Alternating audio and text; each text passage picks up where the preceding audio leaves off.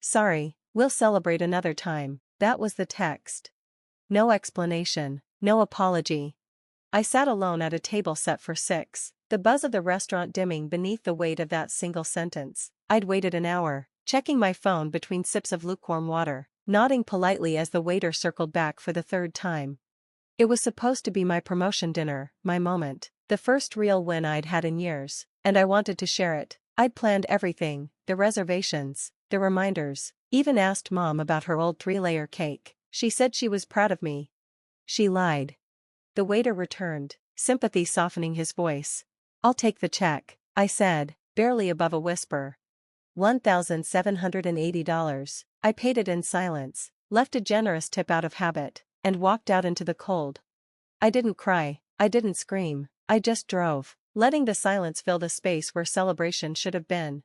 When I got home, I sat in the driveway, the city lights flickering through the windshield. I don't know what made me check social media, maybe some desperate hope that I'd misunderstood. But there they were, Mom, Dad, my sister, my brother, smiling, laughing, standing next to a brand new car with a red bow on the hood. Celebrating our amazing son's new ride. "So proud of you." Not me, him. My stomach dropped. It wasn't that they forgot. It wasn't that something came up. They chose not to come, they chose him.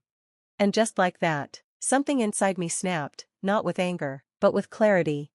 I walked into my apartment, opened my banking app, and canceled the $2,300 rent transfer I'd been covering for their house. Then I froze the credit cards I'd co-signed for my sister. Next, I wrote a note, one line on a sheet of paper, "Open together." I sealed it in an envelope and drove it to their doorstep. Then I turned off my phone and went to bed. By morning, I woke up to 78 missed calls. 3 days passed, silence. I thought maybe they were processing, maybe they finally saw what they'd done. Wishful thinking. Day 4, 7 a.m., my phone rang. "Mr. Anderson, we've detected suspicious activity on your joint accounts. Someone tried to reset the password and add a new number." My sister, trying to get access back. I locked everything tighter, new passwords, 2-factor authentication, done. I thought that would be the end. It wasn't. The first blow came from Mom's Facebook post.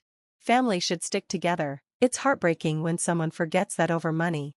Dozens of likes, relatives chiming in, "He'll come around, we all have rough patches." They didn't know the truth, only the version my family crafted. Then came Dad's text. "Time to grow up, you don't walk away from family, fix this." And my sister, rapid-fire messages. "Are you kidding? This isn't funny, unlock the cards." Mom's crying, Dad's furious, "You're being insane, you've always been the selfish one, now everyone sees it." I didn't answer, I couldn't, I just sat there, the phone heavy in my hand, my breath stuck somewhere between grief and fury. 30 minutes later, my boss called. He was gentle, too gentle. "Hey, just checking in, we got a call from someone claiming to be your mom, said she's concerned about your mental health, that you're making dangerous choices." I froze. They weren't just smearing me privately. They were trying to ruin me. I told my boss the truth, clipped, controlled. He understood. "You're good," he said, "we'll block the number." I hung up, hands shaking.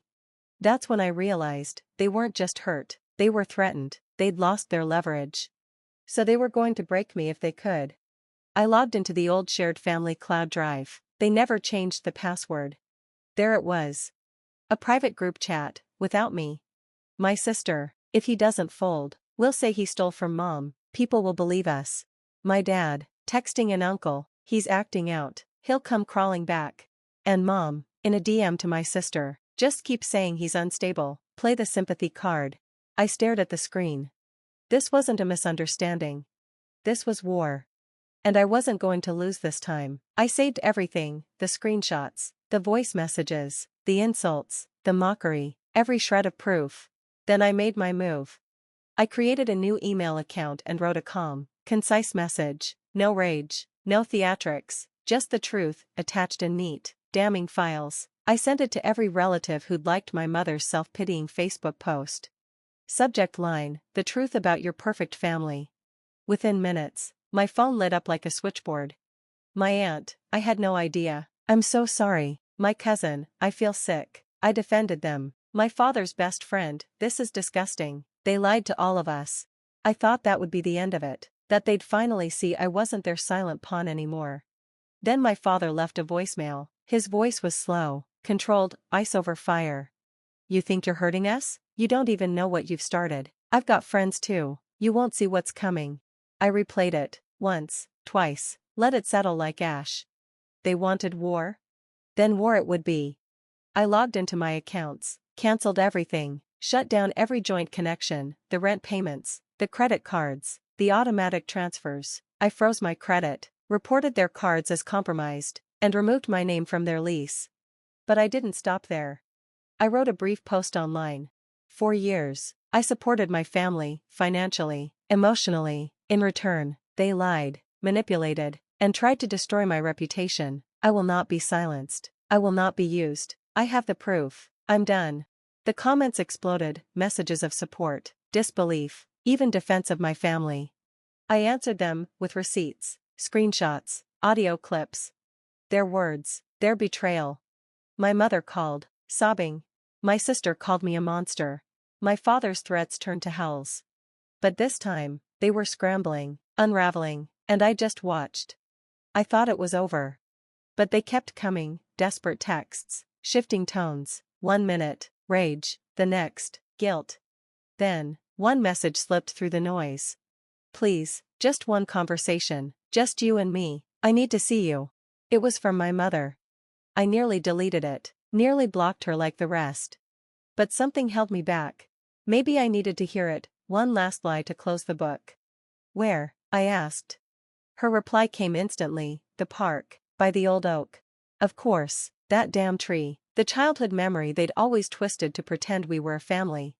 I drove there in silence, parked further down the road. The oak stood the same, ancient, split down the middle, the bark curling like old scars. She was already there, sitting on the bench beneath it, shoulders hunched, hands folded, the image of a grieving mother. I almost turned back. But I needed to finish this. I walked up, slow and steady. She looked up, eyes glassy. Thank you for coming, she said softly. I didn't sit, just crossed my arms and stood over her. Say what you need to say. Her tears came quick, her favorite performance. Honey, I know you're upset. Things got out of hand, but this is tearing us apart. Your father's heartbroken. Olivia. Stop. My voice cut through her act. She blinked, startled. Just tell me why. Why what? She asked, confused. Why you used me, why you let them lie about me, call me unstable, call my boss, smear me to the family, why you stood by while they planned to ruin me. Her face fell, the mask slipped. I didn't know. I tapped my phone, played the voicemail. My father's voice poured out, venom and threat. Her face went white. Want more? I asked. The texts between you and Olivia? The screenshots from the private family group chat? The plan to frame me for theft? She trembled. No, you don't understand. We were scared. Your father was angry. She's just confused. No, I snapped. She's cruel, and you helped her. Tears streamed again. I never meant for this to go so far. But it did, and you let it. You didn't protect me, you protected the lie. Her expression hardened. You always do this, always making yourself the victim. You want everyone to feel sorry for you. I laughed, short, bitter. You want to talk about feeling sorry? You have no idea what guilt feels like. You only know how to use it. I held up my phone, flipped through the files. You owe me, for the rent, for the cards, for the years of silence and manipulation. Do you even know how much I gave you? It's always about money with you, she shouted, rising to her feet. No, it's about respect, and you lost that a long time ago. Her rage crackled. We gave you everything.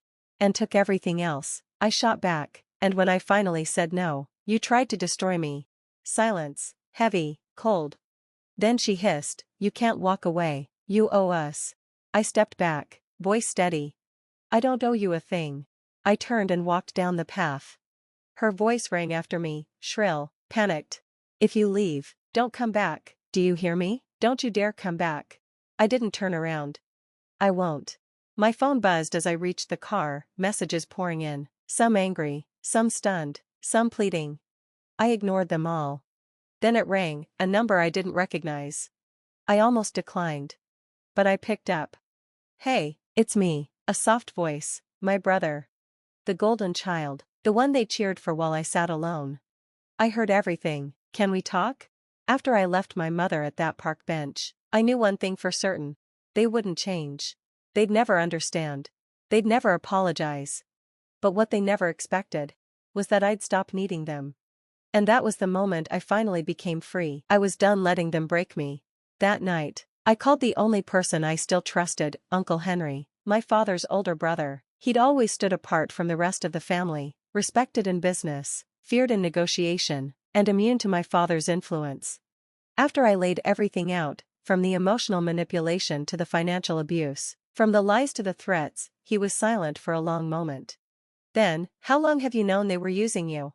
"Too late," I said, my voice raw. "I spent years believing that if I just loved them enough, they'd stop." "People don't change unless they're forced to," he said calmly. "Your mistake wasn't loving them, it was giving without cost. But that can be corrected. How much do they owe you?" So I told him, every dollar I'd handed over, the rent I paid on a house I didn't live in, the credit cards they maxed out under my name, the money I gave my sister over and over, even the bill for the promotion dinner they never showed up for. Henry listened, then, just like that, "Leave it to me." 3 days later, I got a single text from him: "The money will be returned, but your father won't forget this humiliation." I didn't ask how he did it. I didn't need to. One by one, the payments started hitting my account, first a few hundred, then a few thousand. I could picture it, my father fuming, my mother crying, my sister scrambling to make excuses. But I didn't feel guilt, not anymore. For the first time in years, I was thinking only about myself. I made my next move quickly. I vanished. New city, new job, a high-paying role with a company that valued what I could do, not who I had to survive.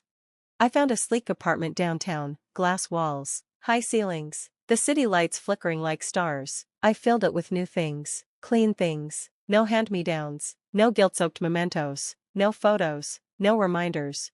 I built a life on my own terms. But their shadows still tried to follow. The calls came first, unknown numbers, blocked. Then letters to my old address, my mother begging, my father raging, my sister twisting her side of the story. I never opened them. Then one day, Henry called. "Your father offered me money for your address. You didn't give it to him, right?" "Of course not," he said, "but they won't stop." And they didn't. My father called my new company, pretending to be a concerned relative. HR had already been briefed. He got nothing. My mother made fake social media accounts to message me, blocked. My sister tried a new tactic, reaching through Henry. "Tell him I've changed. Tell him I'm sorry, please, give him my number." I sent Henry one word: ignore. And he did. Weeks turned into months. The city became mine. I had colleagues who knew nothing about my past, friends who laughed without agendas, who didn't guilt me for saying no. I woke up without the weight of expectation, came home to quiet, walked the city just to feel the freedom. But on some nights, I sat by the window and stared out at the lights, haunted not by the people I left, but by the person I used to be. I asked myself, did I ever love them, or did I just need them to love me? It wasn't them I missed, it was the illusion. The dream of a family that never existed. I hadn't just escaped them. I'd escaped the version of me who believed love had to be earned with suffering. And that version? He was gone. One morning, Henry called again. "They've given up," he said, steady as always. "Your father knows it's over. They're done looking." "Good," I said softly, "don't ever let them back in." I hung up and stood by the window, the city alive below me, 1,000 lives, none of them mine, not yet, but they could be.